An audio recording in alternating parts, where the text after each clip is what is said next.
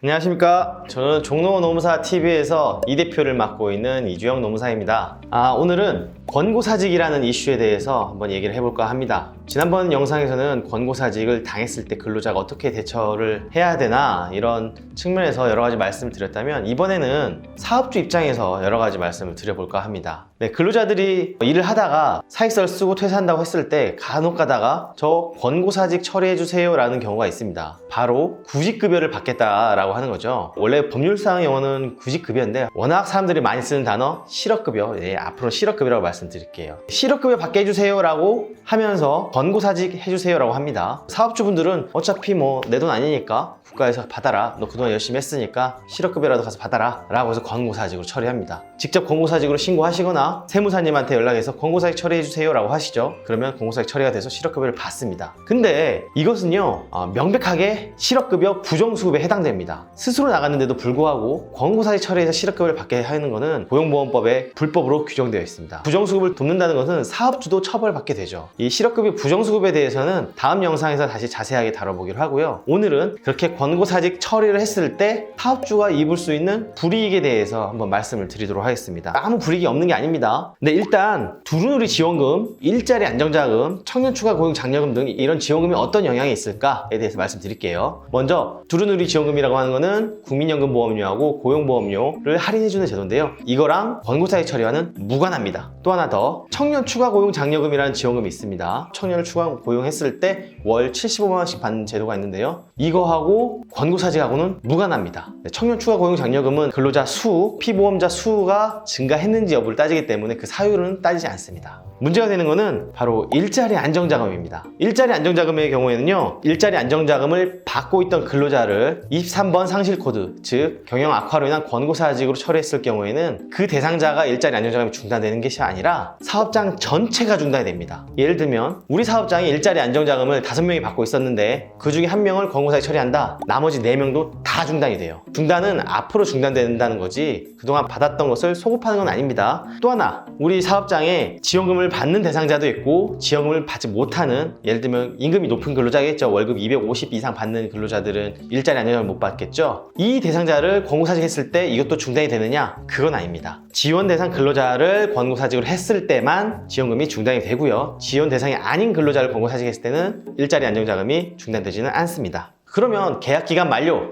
또는 상실코드 26번이라고 하는데요, 근로자 귀책 사유로 권고사직, 근로자가 잘못을 했어요. 예를 들면 뭐 식당에서 고객하고 폭행사건이 일어나서 경찰서에 들어갔다든지 기물을 상당히 파손했다든지 그런 근로자의 심각한 귀책 사유가 있어서 권고사직을 했을 때는 26번 코드 같은 경우는 일자리 안정자금 중단 사유가 되지 않습니다. 자주 물어보시는 것 중에 하나가 상실코드 12번이 있습니다. 근로자가 자진 퇴사를 했는데 원거리로 인해서 통근이 불가능한 경우예요. 예를 들면 서울에서 취업을 했는데 발령이 광주로 난 거죠. 집은 서울인데 그러면 못 가잖아요. 사직서를 내면은 12번 코드라고 해서 이 경우에 근로자가 구직급여를 받을 수가 있습니다. 이 경우에는 일자리 안정자금 중단 사유는 아닙니다. 결국에는 경영 악화로 인한 권고사직 23번일 때만 전체가 중단이 된다, 이렇게 알고 계시면 될 것 같습니다. 그 외에도 출산, 육아기 고용안전 장려금이라는 게 있습니다. 육아휴직 또는 육아기 근로시간 단축을 했을 때 고용노동부에서 지원금을 주거든요. 이때 대체인력을 채용했을 때 여기에 대해서 인건비를 지원해주는 제도가 있습니다. 이 경우에 이 근로자뿐만 아니라 이 사업장의 다른 근로자를 고용규정으로 이직시키는 경우 기지급된 장려금까지 회수하는 조항이 있어요. 그렇기 때문에 이런 육아휴직으로 인해서 지원금을 받고 있다라고 했을 경우에는 권고사직으로 처리하는 거에서 한 번 더 생각하셔야 되고요.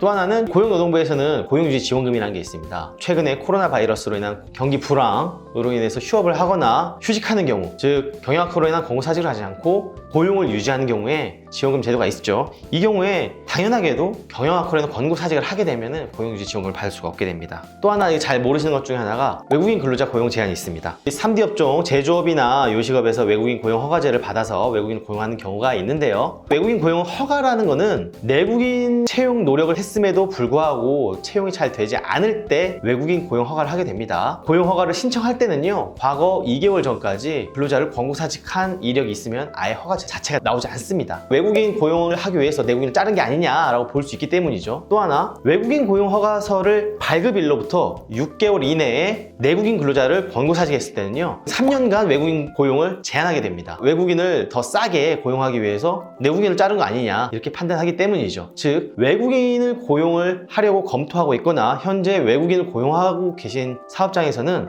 근로자의 권고사직에 대해서 한 번 더 검토해 보셔야 됩니다. 네, 하지만 F비자는 여기랑 상관이 없습니다. 네, 또 하나 여쭤보시는 게 사직을 권고했는데 근로자가 육아휴직을 신청했습니다. 어떻게 해야 되느냐라고 물어보시는 케이스가 생각보다 상당히 많습니다. 네, 이 경우에는요 사직을 권고하는 것보다 법적으로 육아휴직을 청구하는 권한이 보장이 되어 있기 때문에 해고나 사직이 아니라 육아휴직을 보내셔야 됩니다. 근데 무엇보다 권고사직의 진짜 큰 이슈는 진짜로 경영악화로 인한 권고사직이 아닌 경우에는 부당해고로 이어질 수 있다는 거예요. 23번 코드 경영악화로 인한 권고사직을 했습니다. 근데 회사가 경영이 악화되지 않았어요. 나가면 또 뽑아야 되겠죠. 몇 명 더 채용했어요. 그러면 누가 보더라도 이거는 실업급여 부정수입에 걸릴 수 있는 상황이에요. 뿐만 아니라 이거는 해고로 보여줄 수도 있습니다. 5인 이상 사업장인 경우에 권고사직을 했는데 또 채용을 했어요. 근데 사직서도 받아놓지 않았습니다. 근로자가 부당해고 구제 신청을 갔다? 그럼 노동위원회에 가서 부당해고로 인정될 가능성이 생각보다 높습니다. 경영 악화로 인한 권고사직을 했지만 근로자 입장에서는 나는 자발적 퇴사가 아니라 이거는 해고다 라고 주장하게 되면은 노동위원회에 가서 불필요한 싸움을 계속 진행하게 될 수도 있고요. 이게 사직서를 정확하게 받아놓지 않은 이상 해고로 인정될 가능성이 매우 높습니다. 그런 부당해고 이슈가 있기 때문에 제가 추천드리는 거는 실제로 우리 회사가 경영이 악화돼서 권고사직을 할 수밖에 없는 상황이 아니라고 한다면